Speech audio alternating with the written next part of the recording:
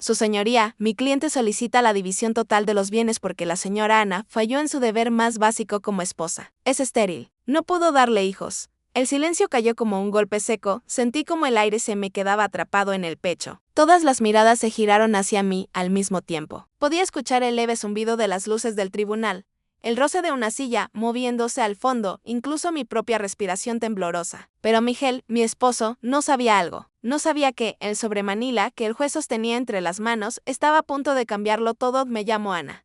Tengo 29 años. Y hasta hace poco, mi vida entera giraba alrededor de un hombre que decidió destruirme para ocultar la verdad.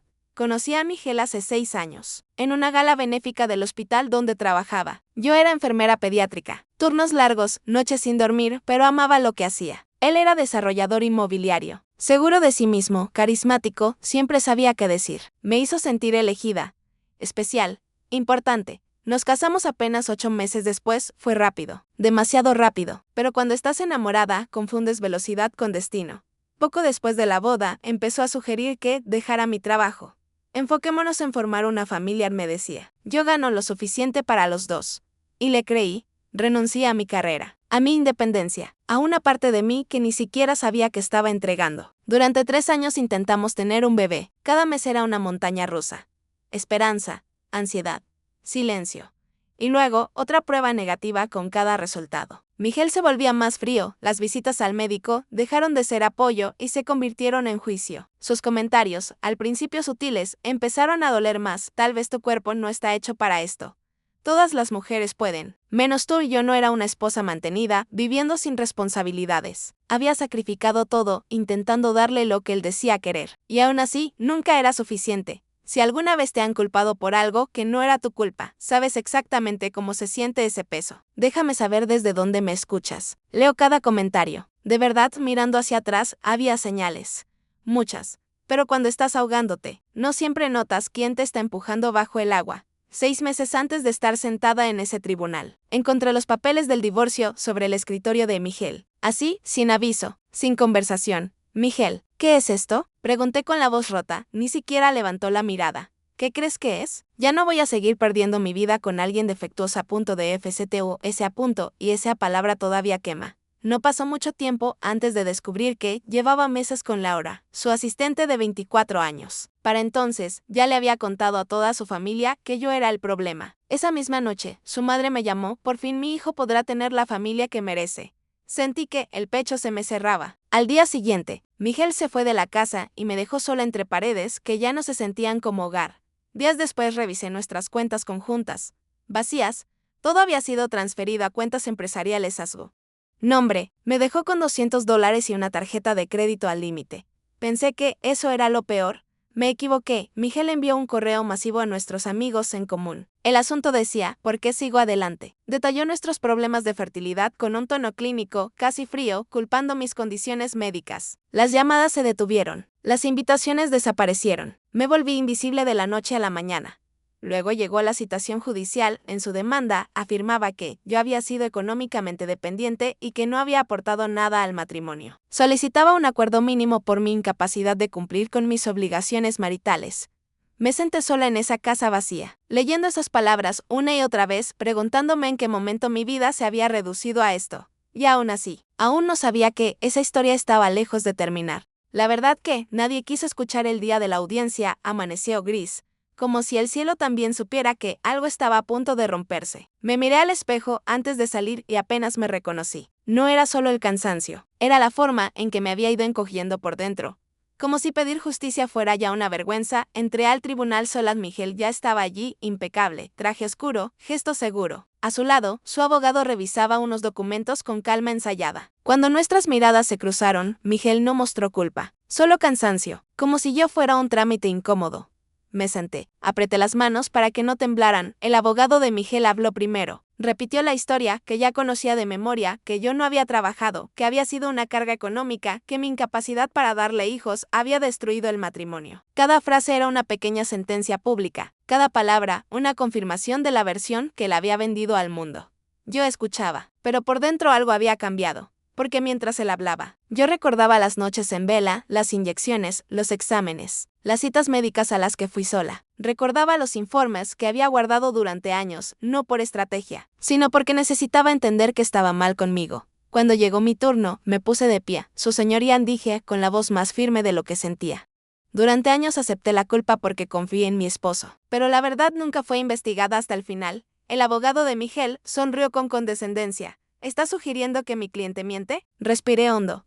Estoy diciendo que la historia está incompleta. Saqué una carpeta del bolso. No era gruesa, no era dramática, pero pesaba más que cualquier acusación. Eran reportes médicos, evaluaciones clínicas, resultados de laboratorio, documentos que Miguel conocía, y otros que nunca quiso leer. Estos estudios, continué, muestran que mis resultados siempre estuvieron dentro de parámetros normales. Nunca fui diagnosticada con infertilidad. Un murmullo recorrió la sala. Miguel se movió en su asiento. Por primera vez, su postura perfecta se quebró apenas. Sin embargo, seguí. Mi esposo se negó repetidamente a realizarse pruebas completas. Solo accedió a un análisis básico hace años. Nada más. El juez levantó la vista. ¿Está diciendo que el señor nunca fue evaluado correctamente? Asentí. Eso es exactamente lo que digo. El abogado de Miguel intervino rápido, intentando recuperar el control, incluso si eso fuera cierto. No cambia el hecho de que la señora no contribuyó económicamente al matrimonio. Sentí ese viejo nudo en el pecho, pero no retrocedí. Renuncié a mi trabajo a petición de mi esposo. Tengo correos, mensajes y testigos que lo confirman. Además, antes de casarnos, yo aporté mis ahorros iniciales para apoyar su primer proyecto inmobiliario. Vi cómo el juez tomaba notas. Lentamente, con atención. Miguel evitaba mirarme. En ese momento entendí algo importante. No siempre te destruyen con gritos. A veces lo hacen con versiones repetidas hasta que todos las creen. Incluso tú. Durante años, dije, mirando al frente, cargué con una culpa que no me pertenecía. Hoy no estoy aquí para vengarme. Estoy aquí para que conste la verdad.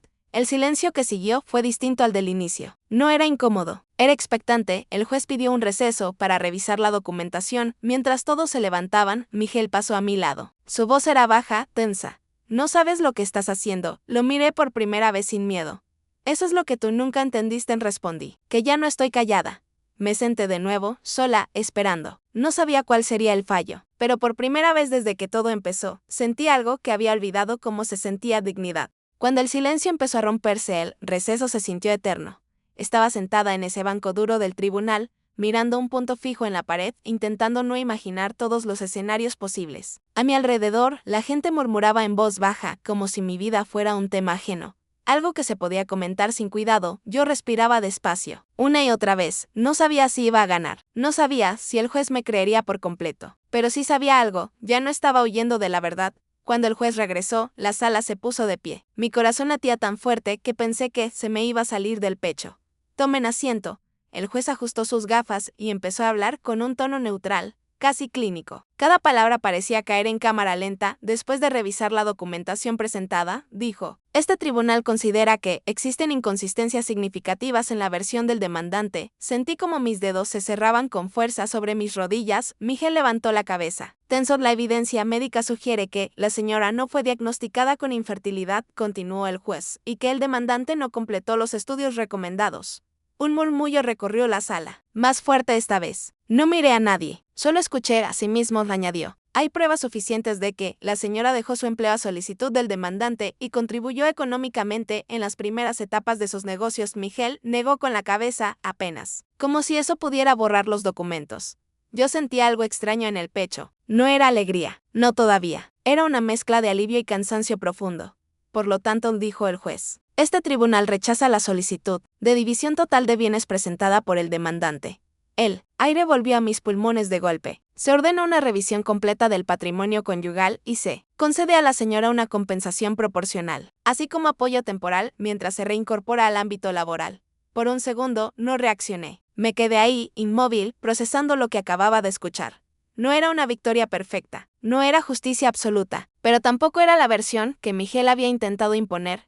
Era un comienzo. Miguel se levantó bruscamente. Su abogado le susurró algo al oído, pero él no respondió. Pasó junto a mí sin mirarme, como si yo ya no existiera, y, por primera vez, eso no me dolió. Salí del tribunal sola, otra vez, pero esta vez el aire se sentía distinto, más ligero, como si ya no cargara con un peso que no era mío. En las semanas siguientes, las cosas empezaron a moverse de formas que no esperaba. Personas que habían dejado de hablarme comenzaron a escribir mensajes incómodos. No sabíamos toda la historia, lo sentimos mucho. No respondía.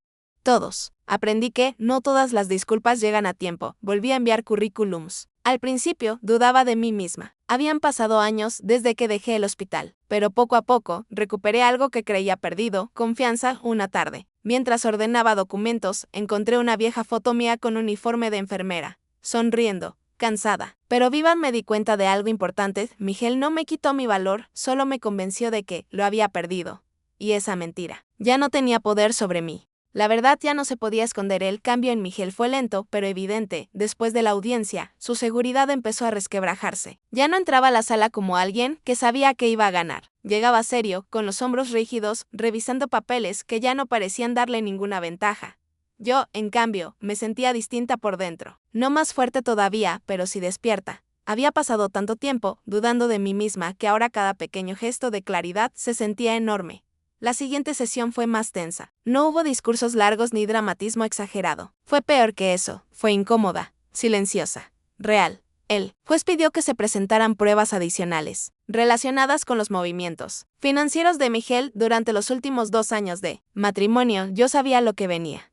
Rebeca también. Miguel. No. Cuando el contador forense tomó la palabra, la sala volvió a quedarse en silencio. Durante la revisión dijo, se detectaron múltiples transferencias desde cuentas conjuntas hacia cuentas empresariales únicamente a nombre del señor Miguel, realizadas sin consentimiento documentado de la cónyuge. Miguel se movió en su asiento. Además, continuó, estas transferencias coinciden con fechas posteriores al inicio del proceso de divorcio. Sentí un nudo en el estómago, no porque me sorprendiera, sino porque escuchar la verdad en voz alta siempre duele, incluso cuando ya la conoces. Su abogado intentó intervenir, pero el juez levantó la mano. Déjelo terminar. El contador mostró gráficos, fechas, montos. No eran opiniones, eran hechos, fríos, irrefutables. Miguel respiraba rápido. Por primera vez desde que lo conocí, parecía pequeño. Luego vino lo que nadie esperaba. El juez solicitó que se reprodujeran mensajes previamente admitidos como evidencia. Mensajes que yo había guardado durante años, sin saber si algún día servirían para algo más que recordarme cuánto había soportado.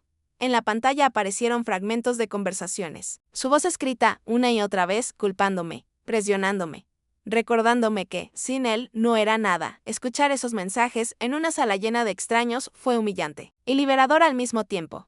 No era solo mi palabra contra la suya. Era su propio reflejo hablando. Miguel se levantó de golpe. Esto es una manipulación, dijo, con la voz quebrada. Todo esto está fuera de contexto. El juez lo miró sin expresión.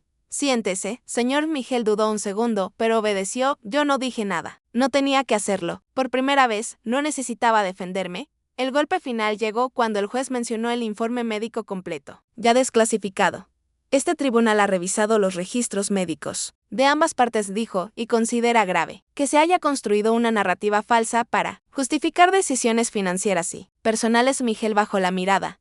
Ocultar información médica relevante y usarla como arma durante un proceso legal es inaceptable. Sentí que algo dentro de mí se rompía, pero no de dolor, de alivio. Durante años cargué con una culpa que no era mía, una vergüenza que me habían impuesto. Y ahora, esa carga empezaba a desmoronarse frente a todos. Cuando la sesión terminó, nadie habló de inmediato. No hubo sonrisas. No hubo celebración. Miguel salió rápido, sin mirar atrás. Su madre no volvió. Su mundo se estaba encogiendo, igual que el mío lo había hecho antes. Rebeca se inclinó hacia mí. Ya casi termina, susurró. Aguanta un poco más, asentí. Había aguantado años, podía aguantar unos días más. Esa noche llegué a casa agotada. Me senté en el suelo de la sala, apoyé la espalda contra la pared y cerré los ojos.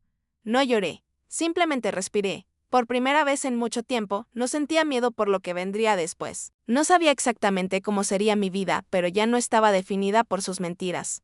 La verdad había salido, y ya no había forma de volver a esconderla. Cuando todo terminó, y por fin empezó algo mío, el día de la audiencia final, amanecía extraño, no dramático, no tormentoso, de extrañamente tranquilo. Me puse un vestido azul sencillo, nada elegante, nada provocador, solo algo que me hiciera sentir yo. Miguel llegó con un traje caro, Amanda a su lado, tomada de su brazo como si eso todavía significara algo. Ya no me afectó, ni siquiera sentí rabia, solo distancia. El juez entró con un sobremanila en la mano.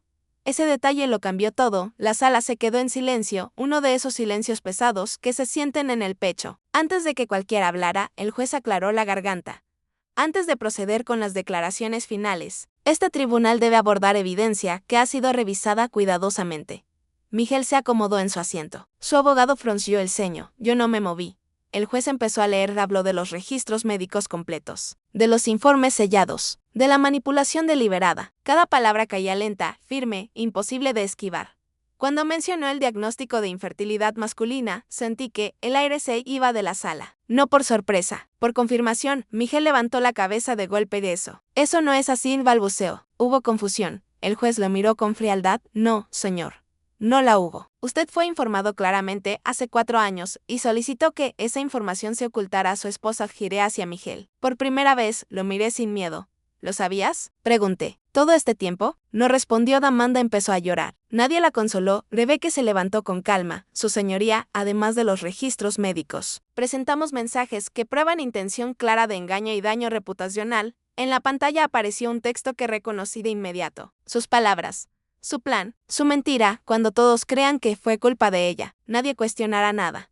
El juez cerró el expediente con un golpe seco. Este tribunal determina que el señor Miguel incurrió en engaño deliberado, abuso emocional y manipulación financiera. Miguel se hundió en su asiento. Se ordena división equitativa de bienes, restitución inmediata de fondos y se recomienda a la señora iniciar acciones adicionales por daño emocional. No sentí euforia, sentí calma, como si algo que me había aplastado durante años por fin se levantara de encima. Salí del juzgado bajo el sol. Rebecca caminaba a mi lado. Terminó, dijo. Asentí. Pero sabía que no era solo el final. Era otra cosa. Miguel se acercó al estacionamiento. Emma, lo siento.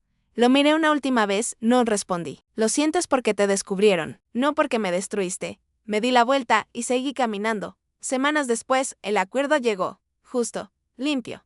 Sin más peleas, volví a contactar a mi antigua supervisora del hospital. Había una vacante en cuidados intensivos pediátricos. Siempre había sido mi sueño. También encontré un departamento pequeño, nada lujoso, pero era mío. La primera noche dormí en el suelo, rodeada de cajas. Y aún así, dormí en paz. Durante años me di mi valor según su aprobación. Creí que su decepción definía quién era yo. Pero en ese juzgado entendí algo simple y poderoso. Yo nunca fui el problema. Si alguna vez te culparon por algo que no fue tu culpa, ¿sabes lo que pesa esa carga? Quiero leerte. Dime desde dónde estás viendo esto. ¿Alguna vez tuviste que luchar por la verdad cuando todos creían una mentira? Suscríbete si crees que es posible reconstruirse después de la traición. Tu historia importa. No estás sola.